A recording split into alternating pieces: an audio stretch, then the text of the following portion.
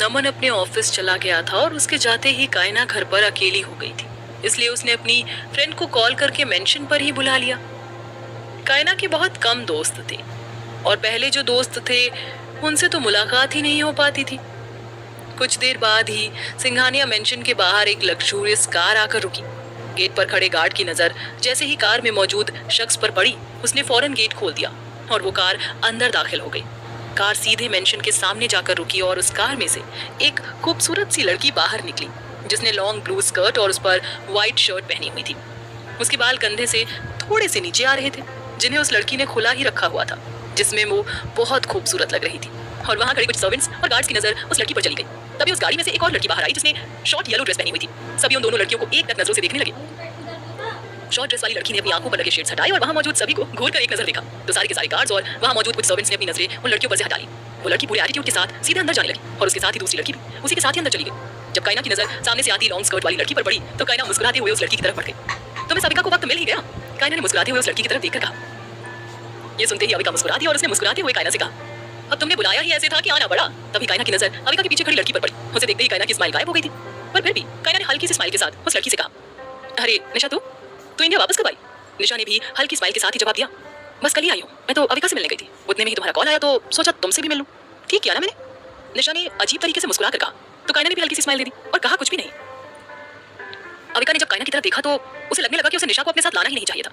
अविका ने तुरंत ही मुस्कुराकर कायना को अपनी तरफ किया और उससे कहने लगी, चल वो सब छोड़ और जल्दी बता, कौन सी इंपॉर्टेंट बात बतानी थी तुझे जो तुझसे शाम तक कभी वेट नहीं हुआ। कायना अविका की बात सुनकर मुस्कुरा दी और उसने अविका का हाथ पकड़ा और उसे अपने साथ सामने मौजूद सोफे की तरफ ले आई और वो दोनों ही सोफे पर बैठ गई। उनके पीछे ही निशा भी आई और अविका के ही बगल में बैठ गई। कायना ने निशा पर ज्यादा ध्यान नहीं दिया, वो बस अविका की तरफ ही देख रही थी। कायना ने खुद को नॉर्मल कर लिया और निशा को इग्नोर करने लगी। कायना के होठों की मुस्कान जाने का नाम ही नहीं ले रही थी। ये देखकर अविका ने कायना को छेड़ते हुए कहा, क्या बात है, बहुत खुश है, चलो बता भी दे। अविका की बात सुनकर कायना ने मुस्कुराते हुए कहा, नमम मान गए। कायना के शब्द सुनने के बाद अविका कायना को हैरानी से देखने लगी, जैसे वो आंखों ही आंखों में पूछना चाह रही हो, आखिर नमम किस चीज के लिए मान गया।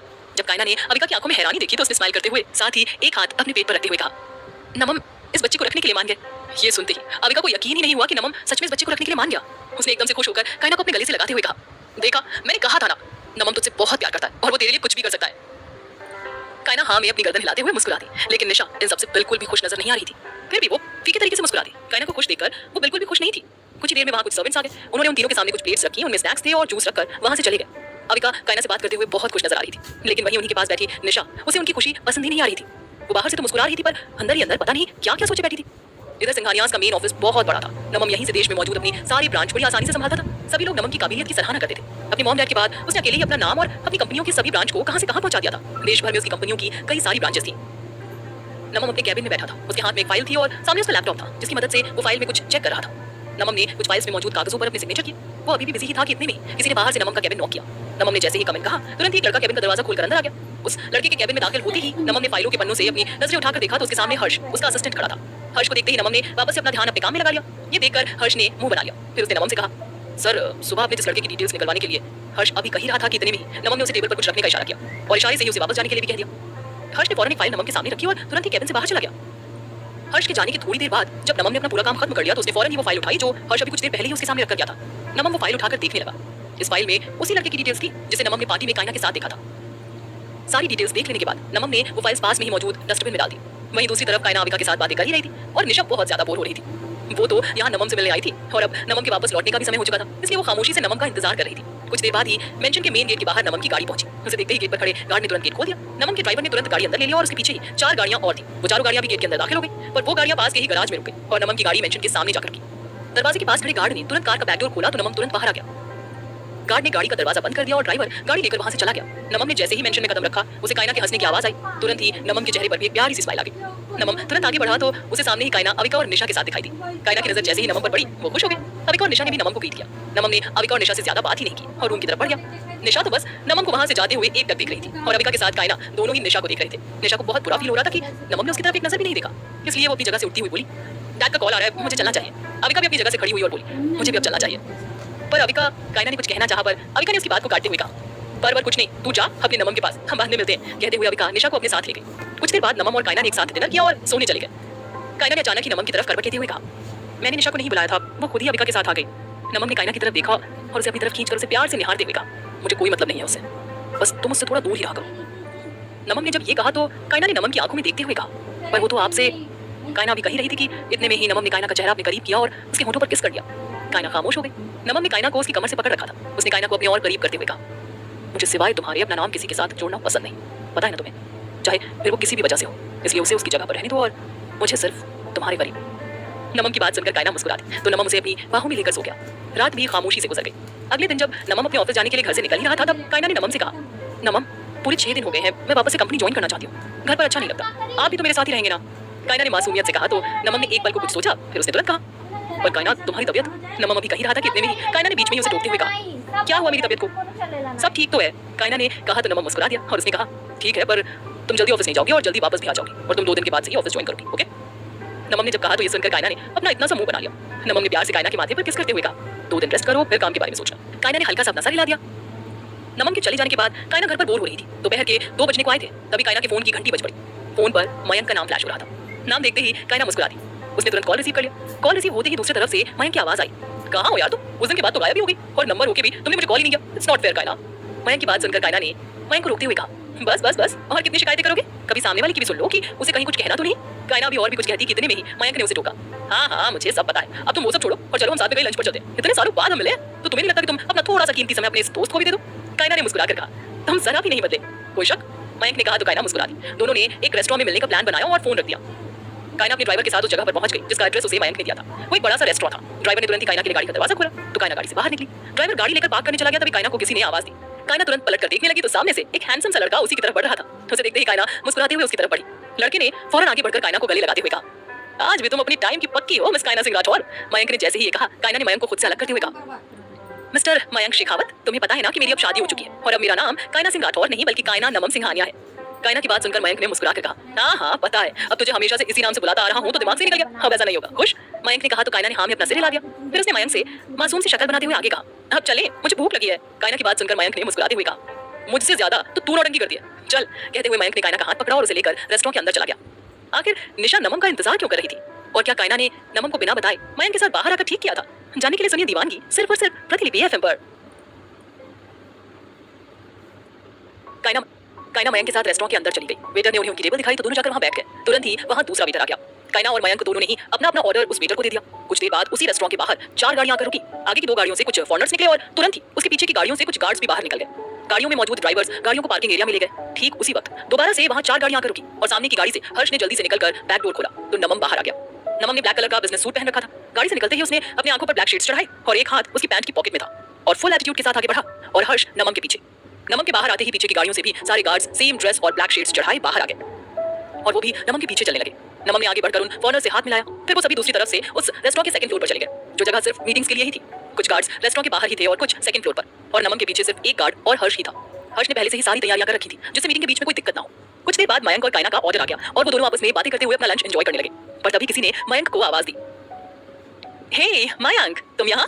आवाज सुनकर मयंक ने अपने सामने देखा। कायना ने भी आवाज की दिशा में पलटकर देखा तो सामने अविका थी। अविका उनके पास आकर, मयंक तुम यहाँ?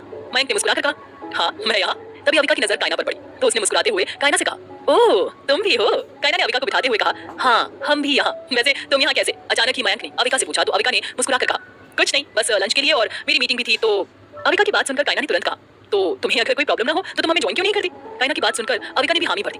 फिर वो दोनों अपनी बातों में लग गई और मयंक बस खामोशी और लाचारी से उन्हें देखता रह गया। ठीक उसी वक्त अविका का फोन बज पड़ा और वो उन दोनों से बाय कहकर चली गई। थोड़ी देर बाद मयंक और कायना का लंच खत्म हो चुका था।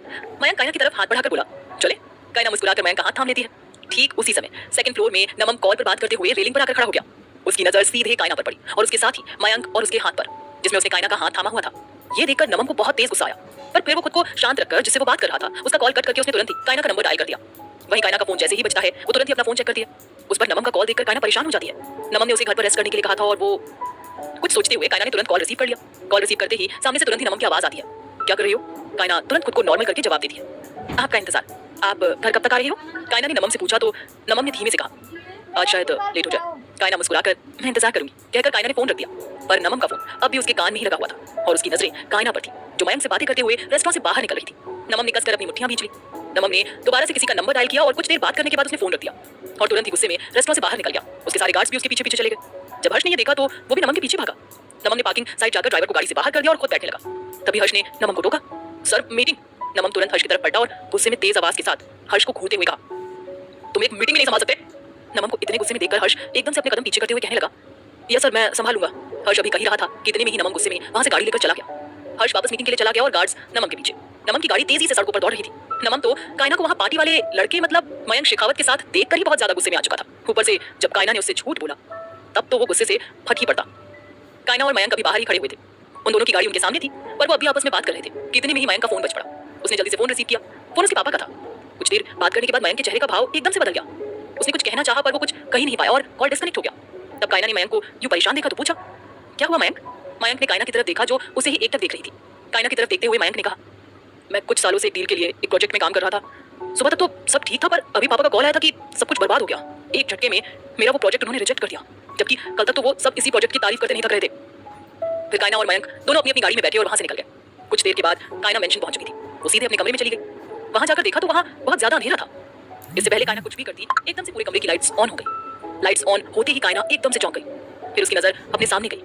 सामने साइड पर मौजूद सिंगल सोफे पर नमन बैठा था और उसकी लाल आंखें एकटक नजरों से कायना को घूर रही थी। कायना नमन को देखकर घबरा गई, पर उसने खुद को संभालते हुए कहा, नमन आप कब आए? मुझे लगा कि आपको आज आने में देर हो जाएगी, इसलिए मैं अविका के साथ लंच पर गई थी। कायना अभी कही रही थी कि इतने में ही उसके कानों में नमन की आवाज पड़ी, ओह रियली? और तुम दोनों अकेली थी? नमन की बात सुनकर कायना हड़बड़ाकर बोली, नमन वो। कायना अभी कही रही थी कि इतने में ही नमन एकदम से उसके सामने आ गया और उसे पता भी नहीं चला। नमन ने कायना को तुरंत ही सामने की दीवार से लगाकर गुस्से में कहा, बस एक और झूठ नहीं, तुम मयंक शेखावत के साथ थी, वो भी अकेले। मैंने तुम दोनों को साथ में देखा है। क्यों? सच है ना? मैं तो वहीं से तुम्हें अपने साथ लिया था, पर तुम तो जानती ही हो अगर मैं उस वक्त तुम्हारे सामने आता तो क्या अंजाम होता। कायना कुछ बोल ही नहीं पा रही थी। वो बस एकटक नमन की आंखों में देख रही थी। तभी उसके कानों में नमन की आवाज पड़ी, पसंद आ गया है क्या? नमन, कायना ने तेज आवाज में कहा। तो नमन ने एकदम से कायना के होठों को चूम लिया और कहा, तुम्हें पता है ना मुझे पसंद नहीं कि तुम मुझसे तेज आवाज में बात करो। और क्या झूठ कहा मैंने? सच तो है, वो तुम ही थी ना जिसने मुझे सीड्यूस करने की। इनफ नमन। कायना चीखी तो नमन ने अपने दांत पीस लिए। उसने कायना को उसकी कमर से पकड़कर अपने करीब खींच लिया और किस करने लगा। कायना खुद को नमन की पकड़ से आजाद करना चाह रही थी, पर कर ही नहीं पाई। कायना नमन को अपने झूठ बोलने की वजह कैसे समझा पाएगी? क्या एक झूठ कायना और नमन के रिश्ते पर भारी पड़ जाएगा? जानने के लिए सुनिए दीवानगी, सिर्फ और सिर्फ प्रतिलिपि FM पर।